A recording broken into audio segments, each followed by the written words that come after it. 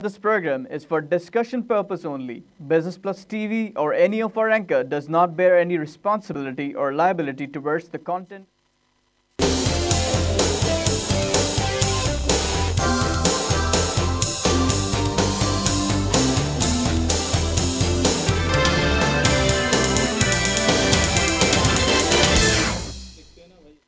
नाज़रीन, welcome to the market show. मैं हूं अली नासिर। आज जिस मौजू के ऊपर नाज़रीन हम गुफ्तगू करेंगे वो है पाकिस्तान के इकोनॉमिक इंडिकेटर्स। थोड़ा बॉल पार्क फिगर्स के ऊपर बात करेंगे, थोड़ी सी बात करेंगे आज टारगेटेड जो होने चाहिए इकोनॉमिक इंडिकेटर्स उनके बारे में।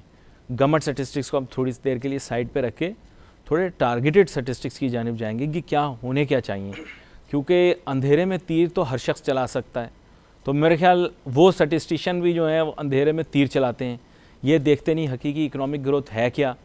उसके मुकाबले में ऐसे स्टैटिस्टिक्स पैदा करने या तैयार करने हैं जो कि उनके बॉसेस को खुश करें।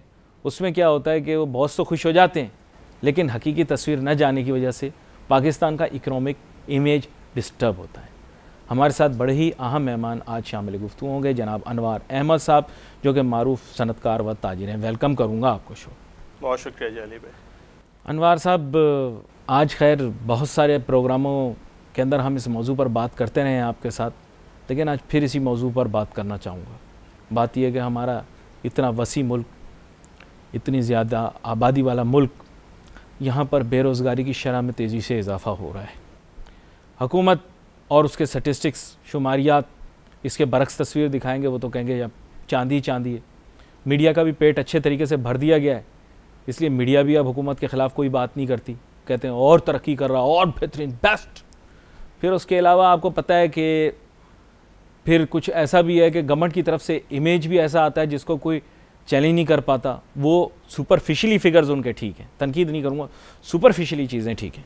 बोलते हैं फॉरेन रिजर्व्स रिकॉर्ड हाई, ठीक है, एक्सपोर्ट्स इन डिक्लाइन, जिसके ऊपर आप और मैं प्रोग्राम कर चुके हैं, ताहम इस चीज़ को छुपा जाते हैं। वो बात इस बारे में करते हैं कि हम इकोनॉमिक ग्रोथ करेंगे, इसके बावजूद कि दुनिया भर के अंदर दबाव है, हम इकोनॉमिक ग्रोथ करके दिखा रहे हैं। मतलब वैसे आपको बता रहा हूँ जो कि शिटाक एक्सचेंज, जिसके ऊपर जब बुरी जा रही होती है तो कहते हैं ये तो इकोनॉमी का सही इंडिकेटर नहीं है, और जब अच्छी जा रही होती है तो कहते हैं ये सारा क्रेडिट हमारा है।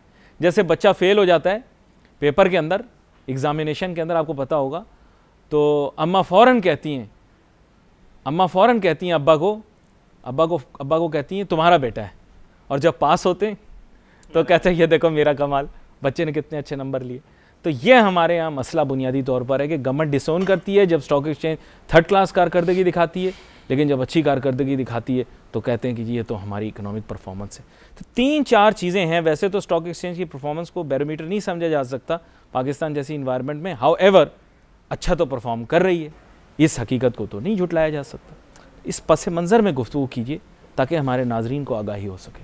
बहुत शुक्रिया। बिस्मिल्लाहिर्रहमानिर्रहीम। अस्सलाम वालेकुम, और आपके नाजरीन को भी पहले तो पेश की 14 अगस्त मुबारक। और जो सानिया कोयटा का है उसके हवाले से मैं ज़रूर उन तमाम लवाहिकीन के साथ जो है ताज़ियत करना चाहूँगा। बहुत बड़ा सानिया है इस मुल्क के अंदर, और अल्लाह ताला उनको सब्र दे, अल्लाह ताला इस कौम को जो है दोबारा इस तरह के सानिया से हौसला भी दे मुकाबला करने की। बिल्कुल, और इस तरह के सानिहात ना हो, क्या ही अच्छा हो इस मुल्क के अंदर। अली, बहुत खूबसूरत आज आपने टॉपिक उठाई है, और इस पर बहुत सारे लोग आते हैं, बात करते हैं, और आपकी ख़ास बात यह है कि आप उन मौज़ूआत पे गुफ्तगू करते हैं जो हकीकी मायनों में जिसका ताल्लुक़ है मुल्क के तमाम शोबों से। जी, स्टॉक एक्सचेंज को तो आपने उसकी पूरी बायोग्राफी आपने ख़ुद बता दी है। जी, तो उसके बारे में कोई ज़्यादा बात करना मुनासिब नहीं होगा। और स्टॉक एक्सचेंज बिल्कुल भी किसी सूरत इंडिकेटर नहीं होता। स्टॉक एक्सचेंज देखें एक ऐसी चीज़ है, आप न्यूयॉर्क स्टॉक एक्सचेंज हांगकांग को, बॉम्बे को और लंदन को लेंगे या बीजिंग को लेंगे तो मैं मान लूँगा कि इसलिए कि वो पूरी इंटरनेशनल सिनेरियो में एक चीज़ हो रही होती है। लेकिन जब आप पाकिस्तान के डायनामिक्स में उसको देखते हैं तो लोगों के पास आपने बहुत कम इन्वेस्टमेंट ऑप्शंस छोड़ी हुई हैं, और ये जो आपकी जो रिकॉर्ड हाई पे आप जा रहे हैं, आप देखें ना उसके पीछे उसकी वजूहात क्या हैं। अभी आपने प्रॉपर्टी के ऊपर टैक्सेस लगाए, प्रॉपर्टी का डिक्लाइन हुआ, स्टॉक्स के अंदर इन्फ्लक्स हो गया इन्वेस्टमेंट का।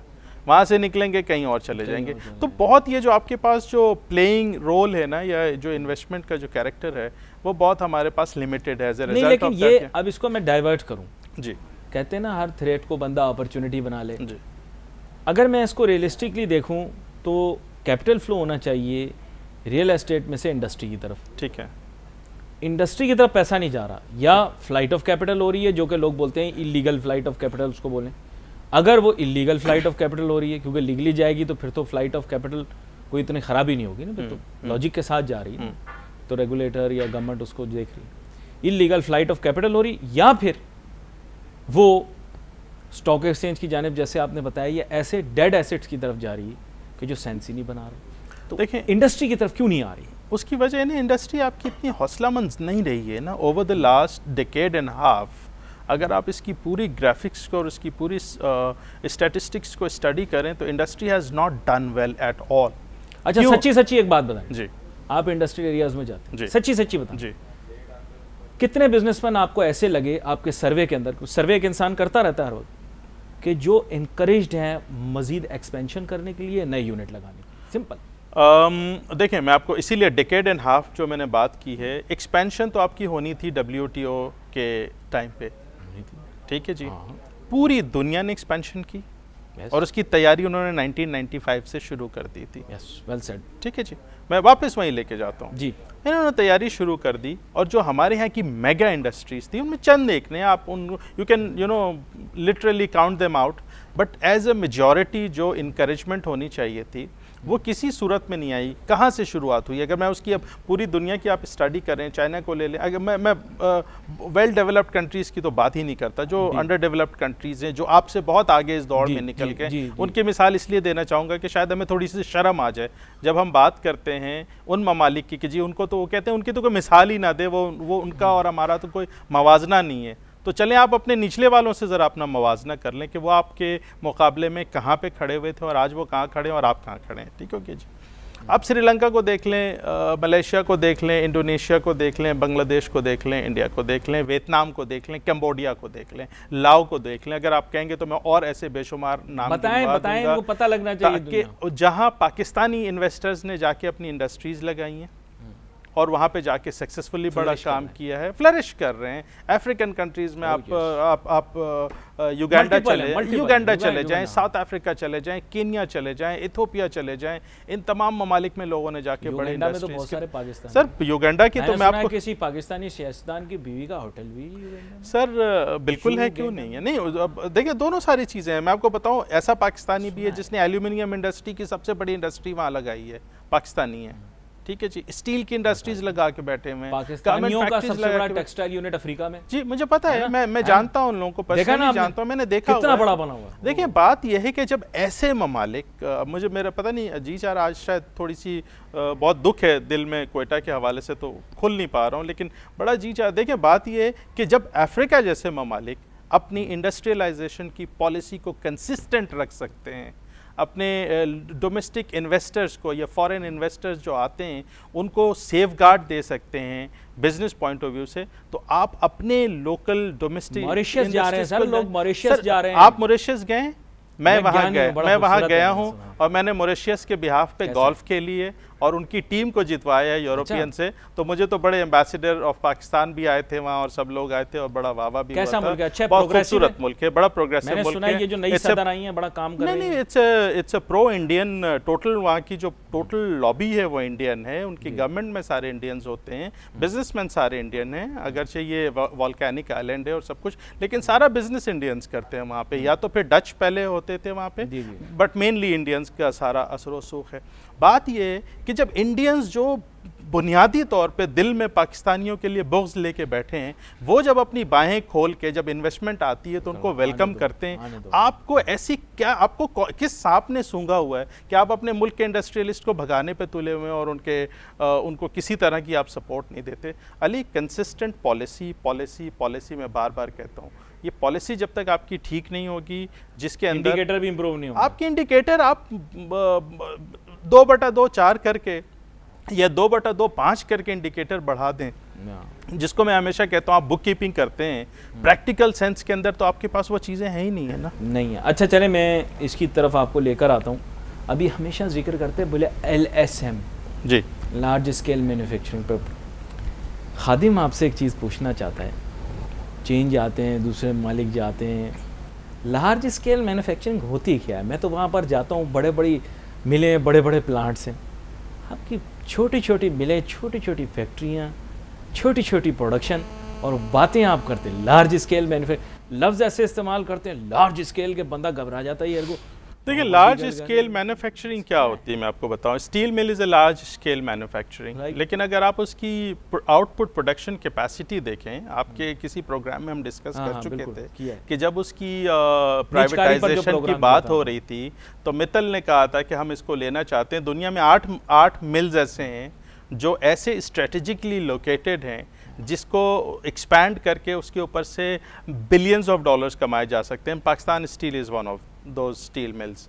बाकी जो मेजॉरिटी स्टील मिल्स हैं वो लैंडलॉक कंट्रीज़ के अंदर हैं, यूक्रेन के अंदर, इधर उधर, जहाँ से लॉजिस्टिकली वो बड़ी इनवायबल है। तो इस तरह की सिचुएशन नहीं है। आपने सिर्फ उसके नाम पे कि जी नहीं हम इनको नहीं करेंगे, भाई आप देखें तो सही, आप 4 स्टील नहीं करेंगे, गड़बड़ हो जाएगी। सर बात ये ना, लेकिन दूसरों को कर देंगे आप 32 अरब रुपए में उसका पूरे का पूरा सत्यानाश कर देंगे। देखे जहाँ पे कई 100 अरब रुपए के आपके पास स्टॉक्स पड़े हुए हैं ज़मीन में, आप उसको दबा के उसकी एसेट मैनेजमेंट जब उसकी वैल्यूएशन करवाएं तो आप इतनी कम करवाएं कि 10% of the total cost of the steel mill भी ना हो। आजकल हालात आपको पता है इस मुल्क के कैसे हैं, तो आप यही हाल जो चीज़ एक आगे जल के मुल्क के लिए अच्छी ना भी हो, अगर आज उसके बारे में तनकीद करेंगे तो फंस जाएंगे। हमारे मुल्क के अंदर एक दफ़ा एक चीज़ के पीछे ढोल बजना शुरू, वो ठीक। अब आप खुद देख के बात करें, मैं तो ज़्यादा बात नहीं करता, मेरे पर जल जाते हैं। नहीं, मेरे पर नहीं जलते, मेरे पर जल जाते। देखिए बात ये पर जलने में ये है ना कि हम किसी की कोई अच्छा माजरत, यहाँ आपको चंद दामात के लिए रोकूंगा, मुझे एक छोटी सी ब्रेक लेनी है। ब्रेक के बाद वापस आते हैं, अपनी गुफ्तगू जारी रखते हैं। Let's take a short break.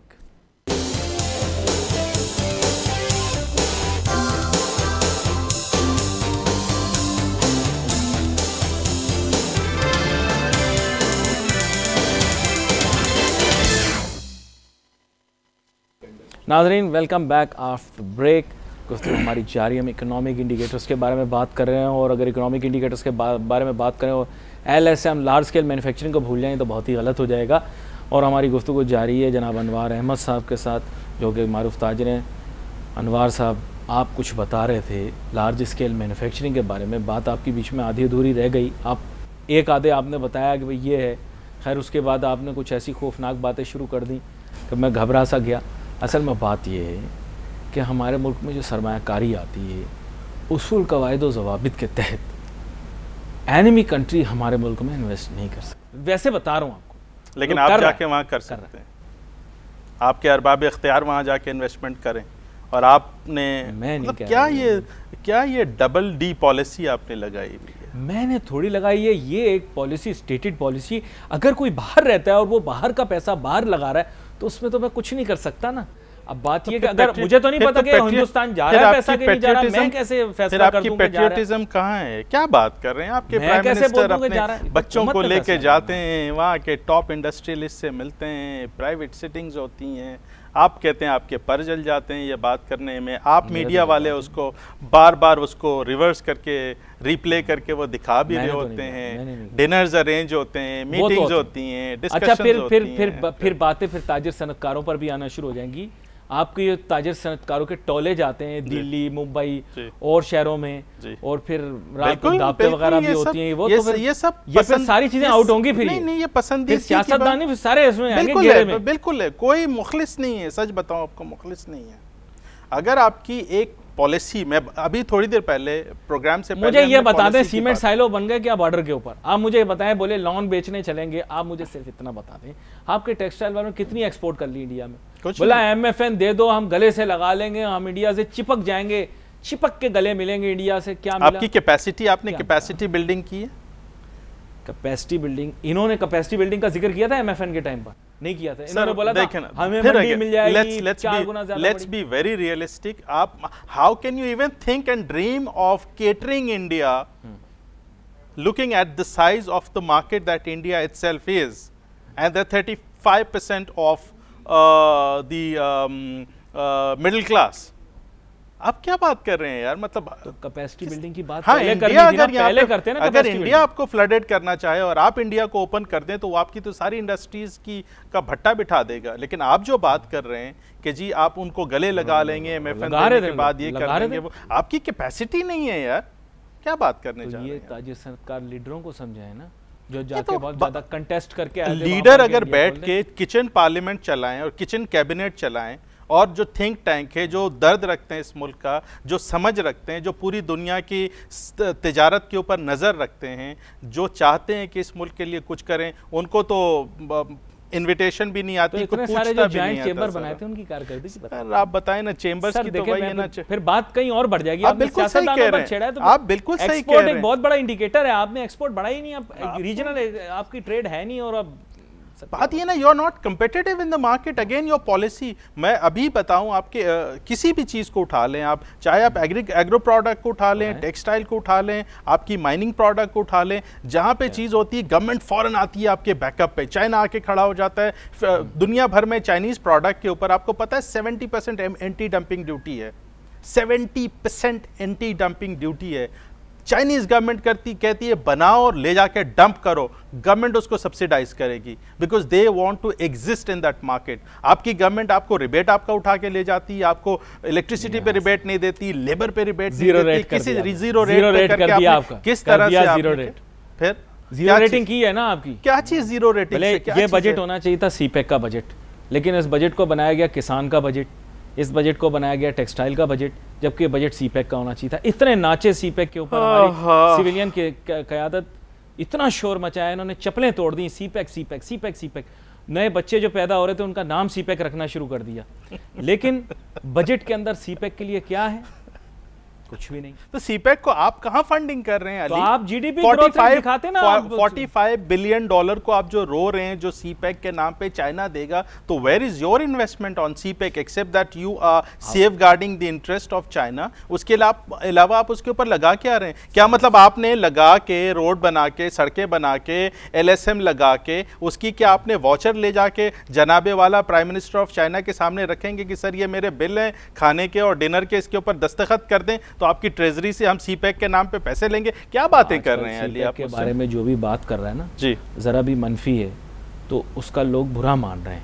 मतलब नहीं, सीपेक को होना चाहिए। देखिए सीपेक को होना चाहिए, ये नहीं सब कुछ है, नागुज़ीर है। तो सीपेक क्यों आज से 67 सालों में आपको ख्याल नहीं आया? अब हम 68वें साल में दाखिल हो रहे हैं, 4 दिन के बाद, 3 दिन के बाद, तब तक आपको ख्याल नहीं आया? जब चाइना ने आपको एक प्रपोजल दी तो आपको वो 45 बिलियन डॉलर के ऊपर आपको पाकिस्तान का मुस्तकबिल, आपकी सर्वाइवल सब कुछ नजर आने लगा। आप खुद से क्यों नहीं करना चाहते थे ये सारी चीजें? कि हमारे मुल्क के अंदर शोशे बहुत छोड़े जाते हैं। आपको पता होगा कि हमारे मुल्क के अंदर दुनिया की सबसे बड़ी सोने की कान मिल गई थी, या दूसरे नंबर पर या तीसरे नंबर पर, जिसका नाम है रिकोडिक।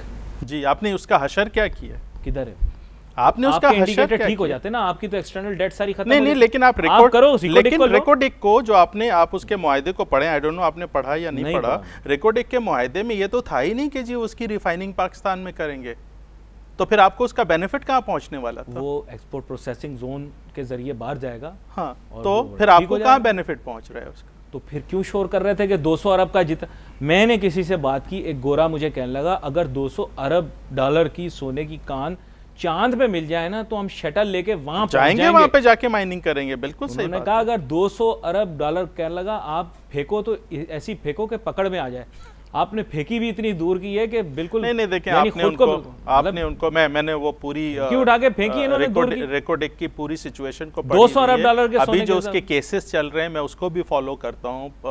मैं मान लेता हूँ फर्जी तौर पे कि ये 200 बिलियन डॉलर का प्रोजेक्ट मैं अगर मैं फर्जी तौर पे इसको मान भी लेता हूँ कि जी ये है, तो भाई आपने उसके लिए किया क्या है मुझे ये बताएं ना। आपके पास जो इन्वेस्टर आता है, आपको याद है, मैं 1 मिनट याद कराता हूँ, चेंबर में खड़े होके जापानीज काउंसिल जनरल कुछ साल पहले आप और मैं दोनों साथ में बैठे थे, कहते हैं पिछले 35 सालों में जितना पैसा हमने पाकिस्तान से कमाया है, दुनिया में कई इन्वेस्टमेंट करके इतने पैसे हमने नहीं कमाए, लेकिन जब जापान आपसे एक्सपोर्ट प्रोसेसिंग जोन लेता है आप उसको फैसिलिटेट नहीं कर पाते हैं। कर रहे हैं क्या घरों वाले export processing zone interior Sindh वाला? वो चेंज हो गया, उसमें हमने मॉडल चेंज कर दिया है सर। हमारा बिजनेस मॉडल अब जापानीज सेंट्रिक नहीं रहा।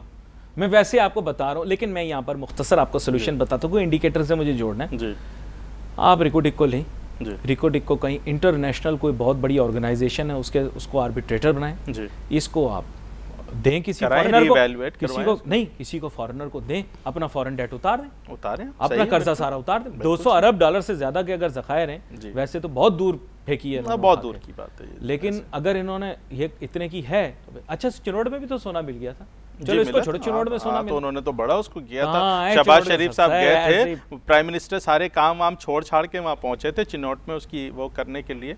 तो सर आपके यहाँ जो मिलता है, बात ये जिस सर वो एक आपने देखा है वो जो फायर गोज होती है ना, वो उसको लपेटने वाला एक वो होता है, मैंने घर पे वो रख लिया है। अब जब मैं खबरें सुनता जाता हूँ ऐसी मईशत की ना, मैं उसे लपेटता जाता हूँ, इधर उधर की मारते रहते हैं। अच्छा सर, जो मुझे एक इजाजत दीजिए, हाँ। अगर आप नादरा डेटाबेस सिस्टम को लेके जिस मुल्क के अंदर आप सेंसस नहीं करवा सकते, आप ज़ेरे ज़मीन ज़खायर के चैंपियन कैसे बन जाते हैं? मुझे ज़रा ये बताइएगा।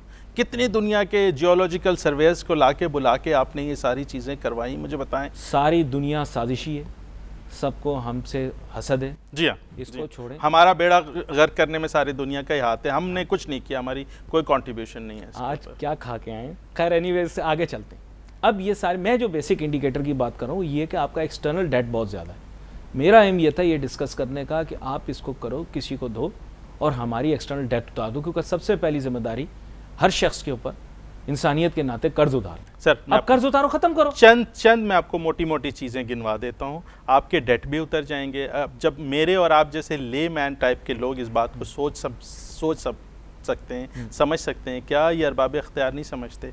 आपने जितने PSDPs के जो प्रोग्राम्स में हाथ डाले हुए हैं ना, जो आपने बजट के ऊपर सारा बर्डन डाला हुआ है, आप इसको प्राइवेटाइज करें, इंटरनेशनल कंपनीज़ की बिडिंग कराएं, उसको उनको दें। दुनिया भर में ये 30 इयर्स 40 इयर्स की BOT के प्रोग्राम्स चलते हैं, पूरे मलेशिया को डेवलप, पूरा सिंगापुर BOT के ऊपर और आइडियाज दें सर, ये पकड़ें पैसे। सर पैसे कहाँ से पकड़ें? चले पैसे पकड़ें, वो अपना कमाएंगे, ठीक है, अपना कमाएंगे, आपके पास लेकर जाएंगे, बाद में आपका वो एसेट बनेगा। आपने सारी चीज़ों को बर्डन डाला, सड़कें बना देंगे वो। सर सड़कें क्या आपका सिंगापुर का सारा हाईवे सिस्टम किस तरह से बना हुआ है, मलेशिया का हाईवे सिस्टम किस तरह से बना हुआ है, तो वो लेते हैं ना, ठीक है। लेकिन आपकी एक चीज़, लेकिन जब वो 30 ईयर्स के बाद जाएंगे, अगर 600 बिलियन का वो प्रोजेक्ट है तो आपका 2000 बिलियन का वो प्रोजेक्ट बन जाता है। अगर पूरा ओवरऑल पाकिस्तान की मैं बात करूँ तो आपकी तो एसेट बिल्डिंग हो रही होती ना। आप क्यों आवाम के पैसे चूस के उसके अंदर डाल रहे होते हैं और उसमें से अपना आप वो निकाल रहे होते हैं, किकबैक निकाल रहे होते हैं? मैं तो कह रहा हूँ ठीक है, अगर आपने देने वो लाएं, अपना पैसा लगाएं, उससे आपकी जो भी अव्वल तो बिल्कुल ही गलत बात है कि जी आप कोई किकबैक लें, लेकिन अगर गवर्नमेंट चाहती है, आप तमाम ट्रांसपोर्ट सिस्टम को ठीक कर सकते हैं, रेलवे सिस्टम को ठीक कर सकते हैं। जितने पेंडिंग में आपके इस वक्त हाईवेज़ हैं, चाहे मलीर रिवर हाईवे है, चाहे कराची लाहौर मोटरवे है, ये आपके पास, आप एक मोटरवे को रो रहे हैं दुनिया में। आप छोटी सी मिसाल दुबई में ले लें, पहले शेख जायद उन्होंने बनाया, उसके बाद एमिरेट्स में रोड बना दी, बीच में अल खेल रोड बना दिया, पैरेलल उन्होंने 3 रोड बना दी। और अभी मैं 1 हफ्ता पहले आया हूँ, शेख जायद के पैरेलल लेफ्ट पे वो पूरा क्रीक निकाल के, रिवर निकाल कर ला रहे हैं थेम्स बनाने के चक्कर में, और उन्होंने पूरी प्रॉपर्टी को डेमोलिश कर दी है। वहाँ पे एक साइड पे वो पूरा क्रीक बना के लेकर आ रहे हैं, पता नहीं कहाँ से घुमा के वो चीज़ें करने के लिए। They can do it, we can not even think of it यार। आई मीन शेख का एक सिस्टम है, शेख ने सिस्टम ये रखा है कि वो पढ़े लिखे लोगों को अपने साथ रखता है। वो जब उसने काम करवाना होता है तो अपने रिश्तेदारों से नहीं करवाता, बल्कि ही chooses the James of the world. बिल्कुल, चाहे वो पाकिस्तानी हो, बिल्कुल, चाहे वो बंगाली हो, बिल्कुल ऐसे, चाहे वो यूके का, दे यूज ब्रेन, और वो कहते हैं, चाहे वो मलबारी हो, वो कहते हैं we have got the best brains of the world. Airline कैसे बनाइए? अगर वो अपने किसी जानने वाले को दे देते, हाँ, तो नहीं चलती, कुछ नहीं करते। प्रोफेशनल मैनेजमेंट है इस वक्त। तो मैं ये जो बात कर रहा हूँ ना कि ये सारी चीज़, आप रेलवे ठीक नहीं कर पा रहे, रोड नेटवर्क ठीक नहीं कर पा रहे हैं, अरबों डॉलर मिलेंगे अभी रेल ठीक करने के लिए। सर क्या कहूँ, अरबों डॉलर मिलेंगे। अच्छा, यहाँ पर एक और चीज़, यहाँ पर मैं भूलूँ नहीं, हमने बात कर ली LSM की जी, अब हम बात कर लें थोड़ी, आप एक्सपोर्ट की भी थोड़ा बहुत छुआ आपने, इंफ्रास्ट्रक्चरल डेवलपमेंट के ऊपर थोड़ी सी बात कर लेते हैं, क्योंकि कॉस्ट ऑफ डूइंग बिजनेस लोगों को ड्रैग नीचे कर रहा है। मैं तो इसको इंडिकेटर मानता हूँ, चाहे कोई माने, ठीक है, बिल्कुल ऐसे ही है, right. Cost of doing business बहुत ही कंटेंशियस किस्म का इशू, कंटेंशियस बोल सकता हूँ लोग परेशान होते हैं उसकी वजह से। आपके मुल्क में कहते हैं हमने काफ़ी कम कर दिए, इंटरेस्ट रेट रिड्यूस हो गया, इलेक्ट्रिसिटी कॉस्ट। एक मिनट मुझे एक एक चीज़ पे लेके जाए। इंटरेस्ट रेट रिड्यूस कर दिया, क्या बैंक लेंड कर रही है विदाउट कोलेट्रल? क्या आपने एसएमई को और कभी हो ही नहीं सकता। तो फिर आपने क्या किया? आपने कुछ नहीं किया। आप ले जाएं 50% पे ले जाएं, इसका कोई फर्क नहीं पड़ने वाला है आपको। ग्रामीण लेवल के ऊपर जो बांग्लादेश का सिस्टम था, जो चाइना का सिस्टम था, जो ब्राजील अभी ब्रिक्स लेकर आ रहा है, उस सिस्टम के ऊपर आपको लैंडिंग को सॉफ्ट करनी पड़ेगी, तब लोग बेनिफिट उठा के ले जाएंगे। वरना आप जीरो रेटेड भी कर देंगे, कोई फायदा नहीं है। पैसे आज भी आप उन्हीं को देते हैं जिनको पैसों की जरूरत नहीं है। जिनको पैसों की जरूरत है छोटे कारोबार स्टार्ट करने के लिए, आप जाए ना जरा अली, एक छोटा सा आप अपने एनटीएन बनवाएं और एक कंपनी रजिस्टर करें और जाके जरा बैंक से आप मुझे लोन लेके दिखाएं 5 लाख रुपए के। मैं आपको बता फिर नहीं, नहीं मैं पहले बता रहा हूँ ना, नहीं मिलेगा। तो फिर आपने क्या किया? आपने रेट कम करके, स्टेट बैंक ने आपने कहा बिजली के रेट कम कर दिए। भाई बिजली के रेट कम नहीं करो, बिजली प्रोवाइड करो अनइंटरप्टेड। आप दे रहे हैं बिजली, इलेक्ट्रिसिटी दे रहे हैं। कंज्यूमर लोन ले आऊंगा, इंडस्ट्रियल लोन नहीं ला सकता। कंज्यूमर लोन जो चाहिए गाड़ी, कंज्यूमर लोन तो फिर कंज्यूमर तो तब कंज्यूमरिज्म कहां से फ्लरिश करती है? जब आपका इंडिकेटर पूरा ऊपर जा रहा है, 48% या 54% इंटरेस्ट। हाँ, जाके क्रेडिट कार्ड ले लेंगे आप, वो ले लेंगे, गाड़ियां ले लेंगे, चीजें ले लेंगे, वो आपकी इंडिकेटर को तो नहीं वो करती है ना। गवर्नमेंट पाकिस्तान जो कंट्री है उसकी इंडिकेटर्स को तो नहीं शो अप कर रही है ना। That's not something that you can relate with the progress of the country. But that is a function that has to be done by the central bank. ना सेंट्रल बैंक के नहीं, central bank देखिए, central bank is working under the thumb of the government. India की State Bank of India, Central Bank of India उनके कंधे पे हाथ नहीं रखने देता। आप बंदूक रख के अपनी सारी चीज़ें ले लेते हैं। कितने ट्रिलियन रुपीस की आपने स्टेट बैंक से वो लिया हुआ है, लोन लिया हुआ, वापस कर रहे हैं। वही बर्डन आप क्लियर करते हैं तो कम से कम पास ऑन तो करें ना स्टेट बैंक और नेशनल बैंक दूसरों के ऊपर। आप देख लेना, यही गवर्नमेंट जो पहले बैठी हुई थी आज ऑपोजिशन में बैठ के क्या कहती है कि ये 3 साल के अंदर इस गवर्नमेंट ने कितना लोन लिया है। इनके दौर में भी तो बहुत लिया, तो लिया है ना, वो तो कहाँ लेके चले गए? तो वो पैसे आप वापस कर दें भाई, ताकि ये जो ताजिर, सनतकार, इंडस्ट्रियलिस्ट और बेचारा हारी और किसान है उनको पैसे मिले, ताकि वो अपनी प्रोग्रेस के अंदर काम करें। गवर्नमेंट ले लेती है, खा जाती है। चलें दूसरा पहले इंटरेस्ट रेट आपने क्लियर कर दिया, लगता है बड़े दिल के गुबार निकालने के लिए। नहीं, मैं तो इंटरेस्ट पे काम ही नहीं करता बैंक से, इसीलिए कि आप अपने लिए नहीं कमा रहे होते हैं, बैंक्स के लिए कमा रहे होते हैं। टेंशन तो होती है, टेंशन। अच्छा, यहाँ दूसरे एस्पेक्ट कि कॉस्ट ऑफ डूइंग बिजनेस के अंदर दूसरी चीज़ें आ गई, यूटिलिटीज़। यूटिलिटीज तो पाकिस्तान में बहुत सस्ती होंगी। सर आप प्रोवाइड कर रहे हैं, मुझे ये बताएं ना, मैं बार बार आपसे पूछ रहा हूँ। आपने सस्ती तो कर दी है, इलेक्ट्रिसिटी प्रोवाइड कर रहे हैं आप इंडस्ट्रीज को अनइंटरप्टेड, किसी ने शिकायत नहीं की। आपने गैस की बात कर दी, आप गैस दे रहे हैं अनइंटरप्टेड, दे रहे हैं या नहीं दे रहे? आवाज ही नहीं उठा रहा, सब खामोश है। आपको पता है ताजिर तंजीमों के इलेक्शन होने वाले हैं, गवर्नमेंट की बहुत ज्यादा तारीफें करनी पड़ती हैं। ताजिर सनतकार भी बेचारे चुप बैठे हुए, क्या करें? सबों ने अपने अपने ऑल्टरनेट एनर्जी का इंतजाम कर लिया है ना, क्या करेंगे? किसी की बात सुनवाई होती नहीं है, और जिनकी सुनवाई होती है, जहां ज़रूरत नहीं है वहां गैस के बड़े बड़े कनेक्शंस जो है ना उनको ऐसे दे दिए जाते हैं जिस पे ज़रूरत नहीं है, उनकी एलोकेशन बनती नहीं है किसी सूरत में।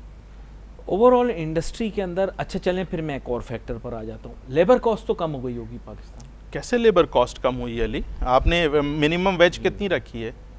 देखिए डॉलर टर्म्स के अंदर तो हम ज्यादा महंगे नहीं, डॉलर पिछले 10 साल से नहीं, डॉलर 130-140 डॉलर क्या चीज़ है? नहीं, कुछ नहीं है। लेकिन आपको पता है चाइना जो है कितने पे चल रहा था? $85 के ऊपर चल रहा था लेके। तो फिर जुल्म है ना? जुल्म तो हमने नहीं करना। नहीं, जुल्म नहीं करना है, लेकिन फिर आप कमाने के लिए अपॉर्चुनिटीज तो पैदा करके देना कंट्री को। मैं कब कह रहा हूँ आप जुल्म कर? भाई देखें, वादे तो बहुत ज्यादा क्यों हुए हैं? वादे तो 20-20 वादे बहुत ज्यादा। तो आप देखें, आप ख्वाब देखते हैं कि 25 पाउंड पर आवर की लेबर वेज की ब्रिटेन की, आप ख्वाब देखते हैं 30 यूरो जर्मनी की और इटली की, और आपके काम वो हैं जो आप अपने लेबर को जो है वो 200 रुपए की दिहाड़ी भी नहीं दिलवा सकते हैं। यहाँ पे आपने अपॉर्चुनिटीज ऐसी क्रिएट नहीं की हुई।